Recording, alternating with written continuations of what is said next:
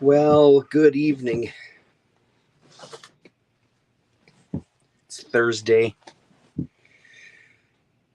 It's Thursday, and I thought I would do a live video. I've got a few things, sort of random things to talk about. Um, I'm in a talkative mood, so figured, what the hell? Let's do it. So, starting off, the New York, what is it? Comics and Pictures Symposium, I think is what it is. Austin English has been hosting it. Happens what, every week, I think, or once a month. I don't remember how often it is. I've only caught a couple of them. I get notified of them. I kind of pay attention to it, and I think I've RSVP'd to a couple that I haven't made it to, and I've made it to a couple of them.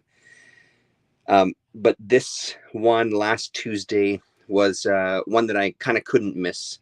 It was Victor Cairo, also known as Bald Eagles, giving, I don't know, I think they chatted for about 2 hours. Victor Cairo is quite a unique artist and character in his own right.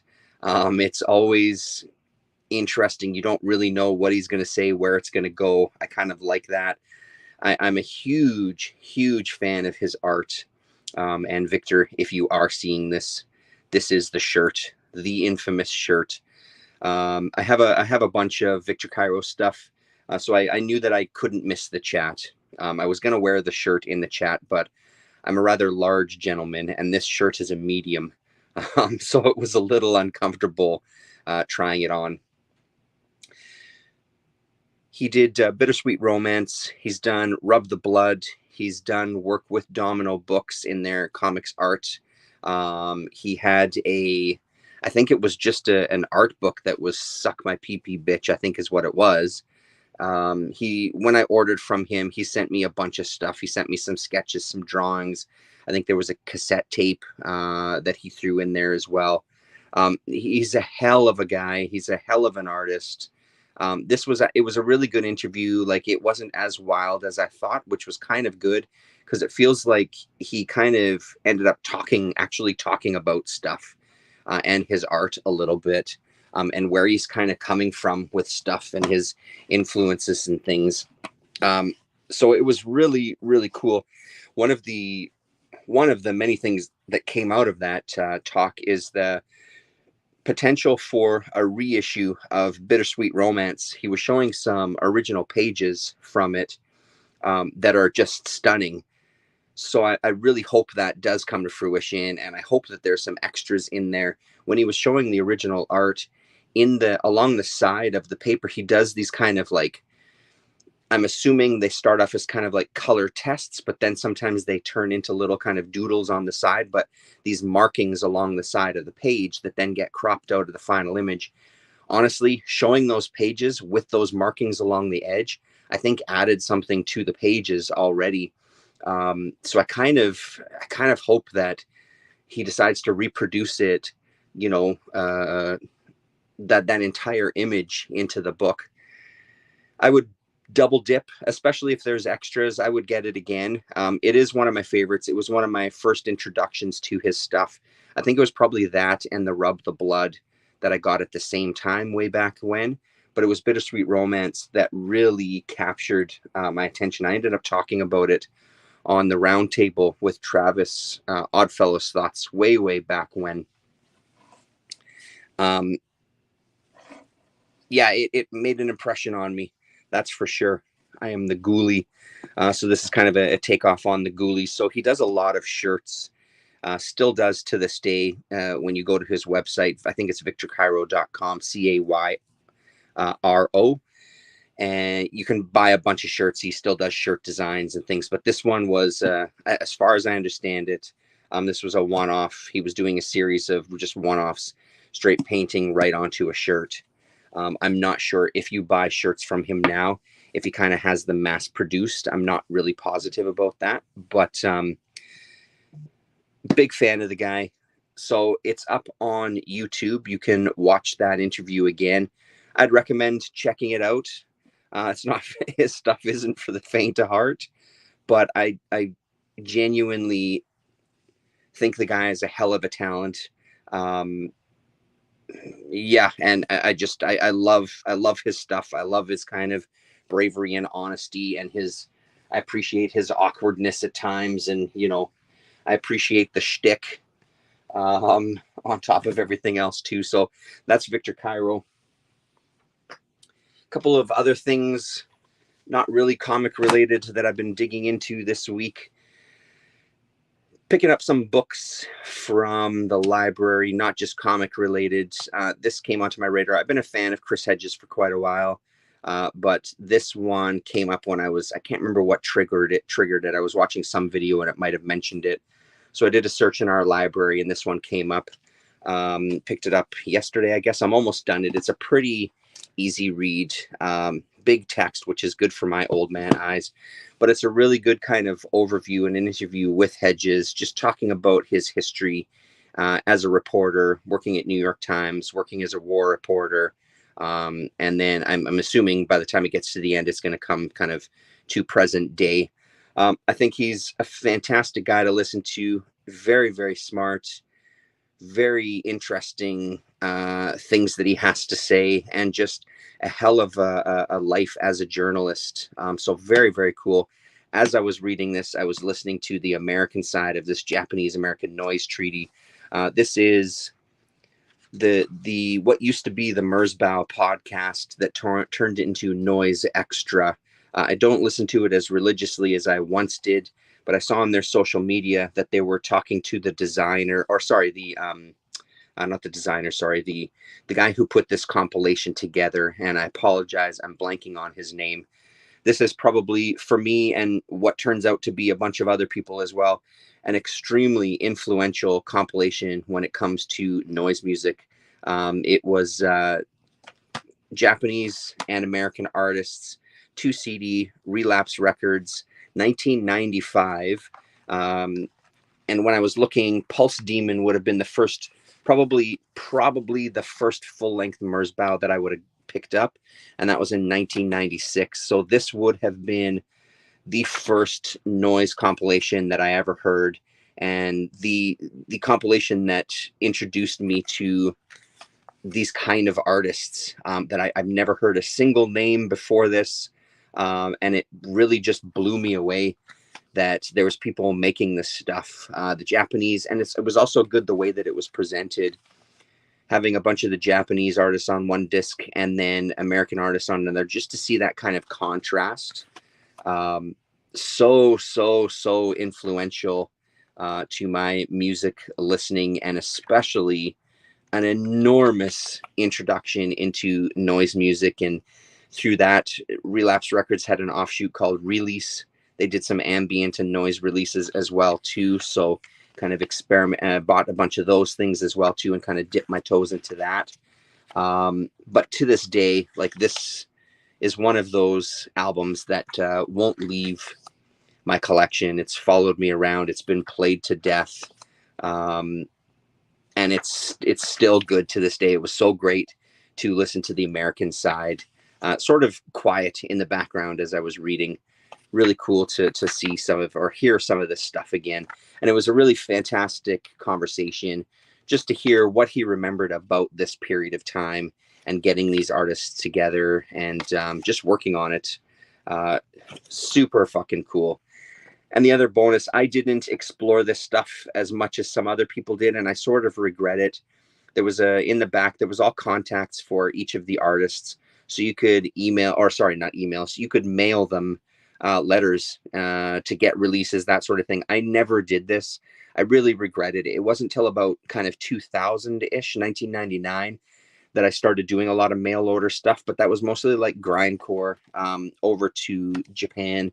I wish I would have been brave enough in 1995 to reach out to some of these artists and look to get some more of their releases at that time, but it just wasn't something that I did. So if you're into that sort of thing, I know there might be a couple of people that watch this channel that are into these things. If you know the Noise Extra podcast, if you haven't heard it already, I'd say check it out. It's good listening if you're going to read some Chris Hedges.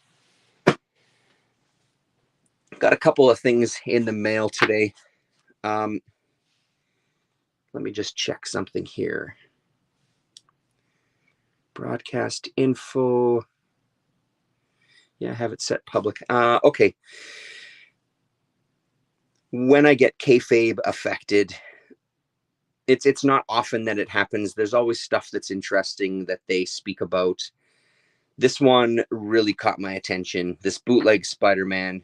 They did a video on it, I don't know, a couple of weeks ago at this point, 2-3 weeks ago. I don't exactly know when. Even halfway, I think I remember halfway through the video, pausing it to go to the website to order myself a copy. And then one of his other comics called Skinny Fat. Because just even seeing a few pages of this, I knew that I had to have it. So it brings up a bit of a conversation that the kayfabe guys are doing their weekly shoots again, where they just kind of talk to the camera and talk about the business side, et cetera, et cetera. Honestly, if I have to hear too much about the King kayfabers, I'm probably going to lose my shit, and I may not watch those anymore. I get it, trying to promote. I know, not throwing any shade. It's just really fucking getting a little irritating. So anyway, that aside, they were talking about bootleg Spider-Man. He sold out. Madi Khan, I think. So Superhero Comics, Zuperhero. This is from November 2022. He sold out. One of the things they were talking about on their weekly shoot this morning, was it this morning? Yesterday morning? They were speaking to Madi again, and he was saying that some of these have appeared on eBay now, and that there was people that were buying multiple copies. When I posted about this on Twitter, John DaCosta had a look on eBay, and there was copies going for like $50 American plus like $25 shipping, which is insane. This cost me $5. So back in the day when I was listening to Southern Lord records, and I was heavy into music, and I was heavy into their message board. Not saying, first of all, let me just say this. This is not about Madi himself. This is obviously something that he wasn't even expecting as well. This is more a general comment on collecting and kind of the things that can happen when you live in these worlds, and my frustration with it. So this isn't passing any judgment on creators themselves. So maybe the comparison to Southern Lord that I'm about to say is maybe a little bit unfair. But with Southern Lord, they would print up a certain amount of copies. Shit would sell out really fast. People would buy a couple of copies for the sole purpose of selling them on the secondary market. It's the thing that drove me away, honestly, from buying Southern Lord, and honestly having me stop visiting that that message board. Do I have control over what people do? Fuck no. Do I want control over what people do? Hell no. People can do whatever the hell they want to do. This is just about expressing the frustration with something like that. I do feel like this kind of thing, this kind of like crazed behavior with people, where they're not only cashing in on work that isn't their own, they're kind of contributing to some of the shittier aspects of these comics, and of this kind of collecting, and of this kind of enjoyment that we all have of this stuff. Again, do I think he should have known better and printed 2,000 copies? Of course not. He had no fucking idea either. Hopefully he now knows what could potentially happen, and in the future, if he decides to reprint this, he prints way more copies. Again, that's all on him. I just find it a bit discouraging, that kind of thing that seems to just be a side effect. And some of the things that are happening, even on the kayfabe Facebook group, there was somebody who was doing a knockoff of, I don't even know what the fuck it was. Was it Conan? Was it Elvira? I don't even know what the fuck it was. It was something, but they did these cards. They're doing these foil covers. It just feels like I'm hoping that what we're experiencing with the kayfabe guys and the kind of universe surrounding them, that we don't kind of see the fans themselves creating the same kind of boom and bust that we experienced in the 90s when the big companies started playing some of those horseshit kind of games. It really sucks all the fun out of it. I know that I don't have to participate, and I won't. Trust me, I won't. This is just about discussing that. I really hope that I'm wrong, but I really see these signposts where everybody's got to make a living, but it starts to get to an area rather, where I just don't have a lot of fun with it anymore. Um, I like comics. I like to. It's a good way for me to unwind. It's a good way for me to just enjoy art and someone's vision and someone's messages, that sort of thing, and digging and finding out about new creators and following these trails that it worries me when some of this kind of behavior pops up. Um, and I hope that I'm wrong about it. It's insane that this fucking comic is $50. Again, that's what people are posting. I didn't look myself to see what the actual sold listing prices are. But apparently, from the kayfabe guys looking into that, there was some copies that were selling for like almost $100 American for, again, what was a $5 comic, which is amazing. First of all, it's really, really great. And it's the whole reason why I wanted to pick it up when they were going through the book, seeing the poses, seeing the work that he's put into it, seeing like the satire, kind of poking at these characters. I really, really enjoyed it. I thought it was extremely well done. Poses like this, I think, are incredible. You have your Todd McFarlane's represented here. You have your Steve Ditko's represented. Great stuff. I guess that's all I have to say about it. I guess I was hoping that people would actually be here. I guess it is Thursday, just to see some kind of feedback back and forth if anybody else had some thoughts. But I guess nobody is around this evening. Anyway, that's my thoughts on it. I'm sure I'll have more. And I hope that he does another printing of this and he sells out of that one, because again, it's amazing to me the effect that that channel can have for these independent creators. I think it's fantastic that he was able to sell out. It's incredible. It must feel so fucking amazing as a creator to do something like this. And then he's also got his own comics as well. This is another one, like I was saying, another one of his. He's got another series. I think it's up to 5 issues now. So he has more than just this, but it's great that they were able to give him that exposure and that he was able to sell this stuff and get his work out there. That must feel incredible. Oh, you're here the whole time. It must feel incredible as a creator. I'm not seeing comments. If you are here, Mr. D, it must feel incredible as a creator that people kind of flock to your stuff. So yeah, anyway, that's enough of that. Finally tonight, let's do this. So another thing I got in the mail today, I couldn't resist. So another on the music tip.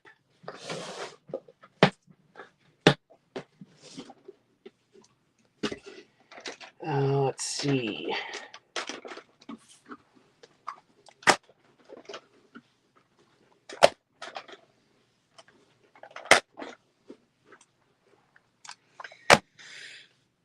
I've spoken about Heimat der Catastrophe a couple of times. They kind of specialize in dungeon synth music, but they don't exclusively create that music. Oh, we're in the chats. Miguel is saying we're in the chats. So I guess I'm not seeing comments then, people. I'm not sure what's going on. I don't see any comments. So I apologize if you've all been talking to me and I haven't seen it. I'm not sure why that is. Let me see here. Weird. That's very strange. Sorry. I will get into this 1 second here. Broadcast info. I'm on public. Yes. Sorry, guys. I don't know what's going on. If you are there, I appreciate you messaging me there. And yes. Anyway, I'll just keep going. One of the errors, Miss So DaCosta. Okay, perfect. Hello to all of you. One of the areas that they've started digging into is the soundtrack. So I have to admit that they pulled a fast one on me. So this magazine, this book, and it was an Italian series of books that were, I was hoping that would be mixed with some illustration. They're just purely text. So I found a couple of, there was a ton of these issues on eBay, and I just picked kind of 3 of the cheaper ones just to kind of try them out. I think these were late 70s, early 80s, 1975, it looks like on this one. So mid 70s. And then this is number 88 with some fantastic cover art. So there's a creator, and I should have pulled this information up beforehand, who records under the name Teeth of Glass. So the story that Hymet Dare Catastrophe had told us all was that these were supposed to be TV shows and that soundtracks were recorded for them, but the shows never came to life. And Hymet had gotten the rights to release the tapes themselves, the soundtracks. And I totally bought it. They got me hook, line, and sinker. Doing some more investigating and finding out about the creator behind Teeth of Glass, coming to find out that that's not fucking true whatsoever. Using this as inspiration. So Hymet Dare Catastrophe, one of the things they love to do is they love to have these recordings and these albums that are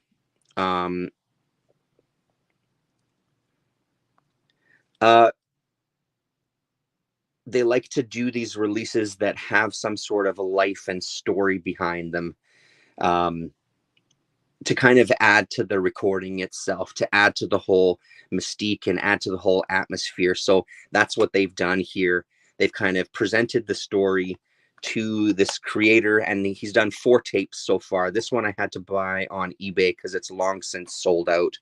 So what they do is you get the tape, you get the soundtrack, and then they have translated the story itself into a small book inside. So you do get to read the story, but I wanted to see these original books again because I was hoping that there would be more illustrations in them.